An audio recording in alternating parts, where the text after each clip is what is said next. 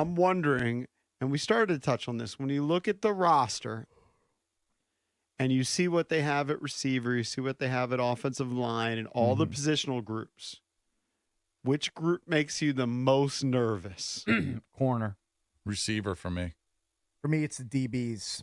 Corners. I think they're obviously going to try to pressure the quarterback to take some pressure off the corners. I just don't know if it's enough because I think Forbes is going to be exposed. I think St. Juste is overrated. Mike Davis is brought in from the Chargers. It seems like kind of a hastily put together group. Maybe. So I think, especially in the first few weeks, where they're going to face Mike Evans, Malik Neighbors, Marvin Harrison Jr., I think they're going to get exposed. Oh, I forgot to mention also Jamar Chase and T. Higgins, all in the first month. I think they're going to get exposed. So the starters are either St. Juste and Forbes or St. Juste and Davis. Right. At safety, they've got Quan Martin and Jeremy Chin. The safeties are probably going to be okay. They drafted Sandstrill, who's supposed to be really good. Mm-hmm. Everyone loves him. They're not. I think people think he's going to play the slot, but they might have to play him outside. They may have to bump him outside if the other. So you guys are doesn't corners. Jason's receiver, and I want to lean receiver, but I'm also not sold on the offensive line. Yeah, that's another area of concern. Clearly, and we haven't. Now we didn't see Jaden get pressured.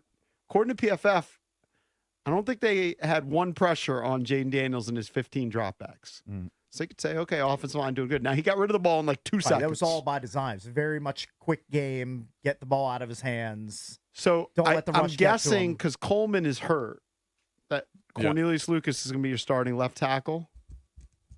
I'm just thinking they're banking on. I feel like he's okay. If Coleman's hurt, it's going to be Lucas. And then your starting right tackle is Wiley. I feel like everybody wanted him out of here last year. He sucks. Trent Scott is the backup. Wiley sucks.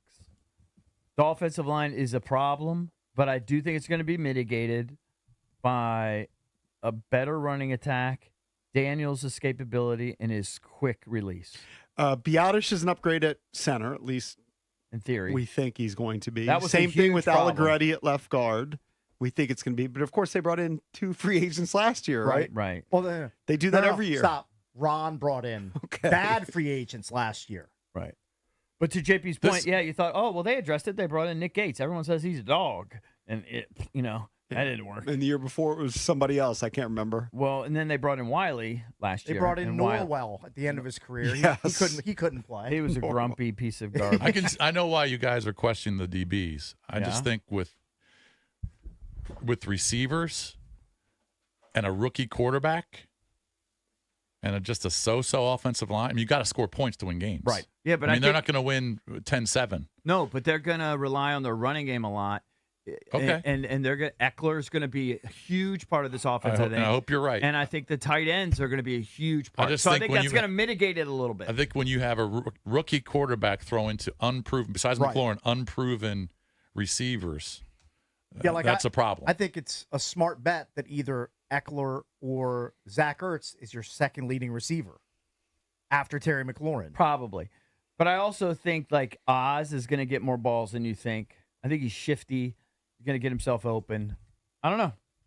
I just think they're going to spread it around, but they're not going to be – it's not going to be like some aerial attack of like 40-yard bombs every series. No, I mean, that'll get worked in. JP's going to be annoyed because they're going to be throwing at little 7-yard patterns. You know what I mean? I've got no problem with a short, quick game to help a young quarterback kind of ease his way in. They're going to major in that. That makes sense. Yeah. Get rid of the ball quickly, just short routes, and then occasionally hit them for a deep shot. That's what I think it'll be. We can open this up to callers. 800-636-1067.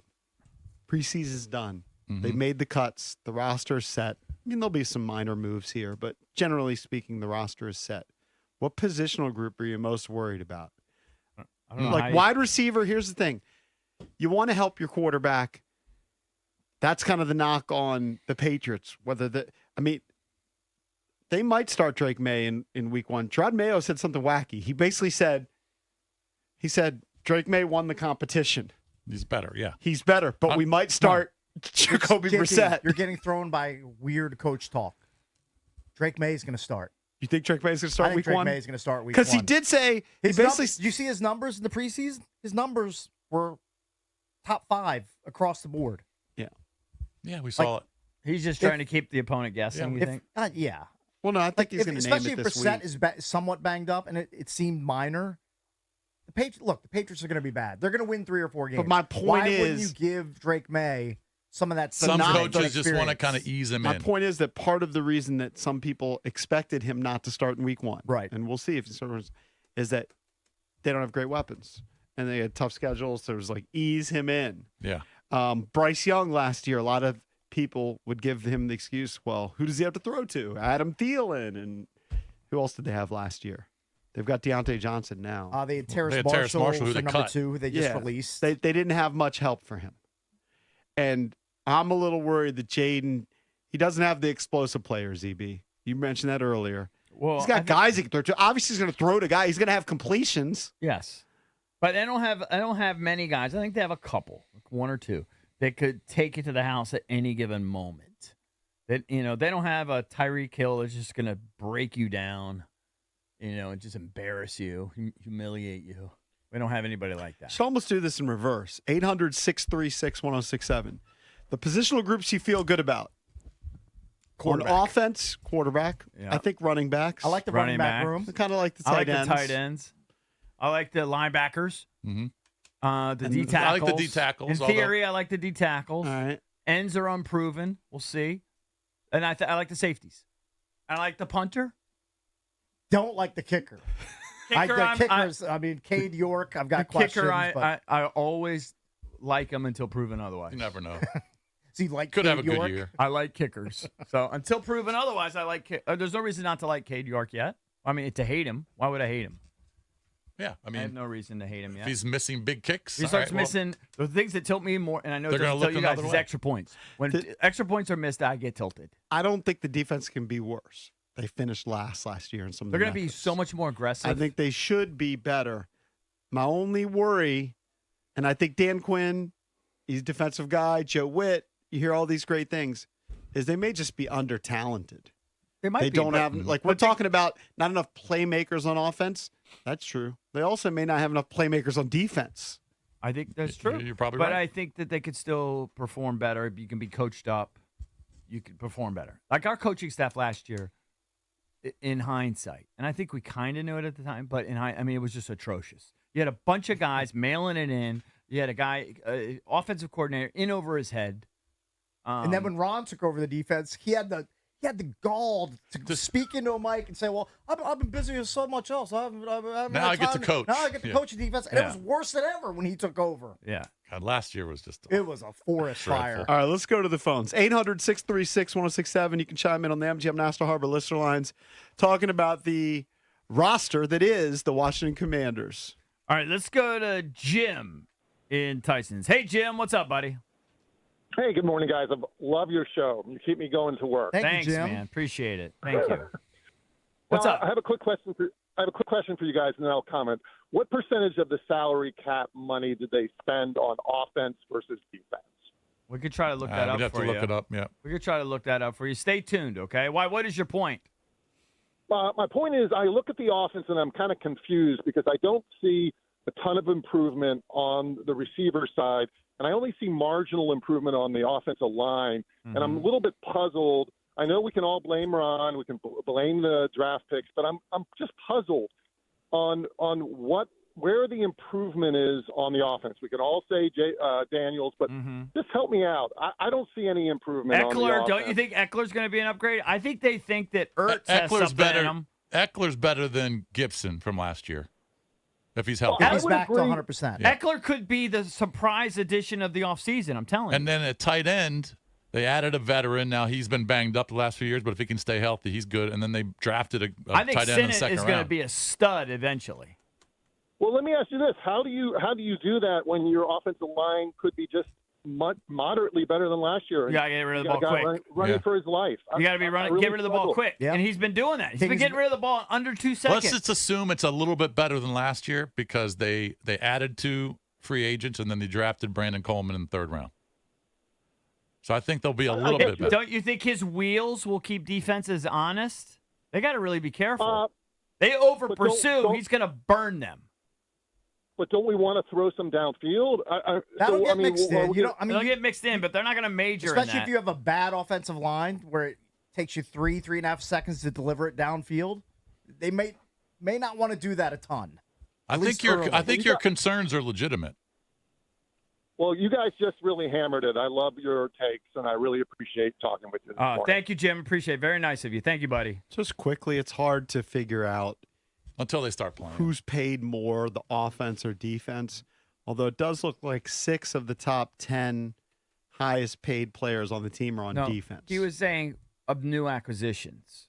Frankie Like, Louvu you signed a break it pretty through- big They gave deal. Louvu good money. Most of the guys were 1-year deals. They gave Doris Armstrong pretty decent good money, money. defensive player, pass rusher. So just They based didn't on give that, Eckler a lot of money. Biotic, I see cash total here. If you go to us, is 14.95. That's the center. Yeah. That's a lot more money than Louvu got. Bobby Wagner is 6.5. Actually, Louvu's at Louvu. 13. So What did just a little Louvu bit get? more. What did Allegretti gets 7.5. well, what was Louvu- Louvu's total contract? You're gonna make me go to a I different column. thought he signed a 3-year deal. He did sign a 3-year deal. All right, while you look that up, let me go to Dennis. Let me see. Dennis in Reston. Hey, bud. What's up, Dennis? Well, good morning, guys. Long time no talk. Yeah, what's up? Yeah, no, not much. I still watch the show every morning and everything. I just kind of hold back and listen and All see right. what's going on, you know. But anyway, to answer your question, it's just one of my main worries is what I worried about last year, and that is the good old name Emmanuel Forbes. Still, I worry about him. They say, I mean, they kept him on the team, or at least this original 53. But I got a lot of questions there, you know, with that gentleman. With Emmanuel Forbes. And also, my only next concern would be the offensive line in a couple places. The last caller, he asked about how did our offense really improve. In my opinion, I think our offense improved in a lot of ways, but I still got a couple questions regarding the offensive line because it's been so bad for so long. Until they prove me wrong again, I'm just going to be a little sketchy on them. That's all. I mean, we have to hope Biotic and Allegretti and guys like that were brought in, like, hopefully they overperform. Like, that they're better than expected to help a porous offensive line. Jason, here's the deals. I'll rip through them. Dorrance Armstrong, 3 years, $33 million. Louvu, 3 years, $31 million. Right. Biotic, 3 years, $29.25 million. Wiley, 3 years, $24 million. Allegretti, 3 years, $16 million. Well, Wiley was a couple years ago. That's Yeah. true. Yeah. Those other deals, you would assume they're going to play those out. I mean, Louvu is going to be here 3 years. Yeah. I think they're expecting huge things from Louvu. Yeah. They went from basically just a non-existent linebacking crew, a position they completely ignored, to really, I think, the strength of the defense. The real bargain, if he hits, is Eckler. Because they signed him to a 2-year, $8.4 million deal. And I'm going to give Jason credit because I kind of slept on it too. But if he is back, and Cliff says he hadn't seen him, he looks amazing. If he's back to where he was in 2022, only 2024, it's the offseason acquisition of the year. Well, that means he's catching like 80 balls. Yeah. I mean, he He's may gonna- not have as big a role because Robinson can catch balls too. Yeah. But if you're going to throw But if the he ball, if you're going to catches throw the ball to one of those 45 two guys, you're going to throw it to Eckler before Robinson. I know Robinson is better at it than people give him credit for, but if you're going to pick one of the two to major in to throw balls to, if he's healthy, it's Eckler.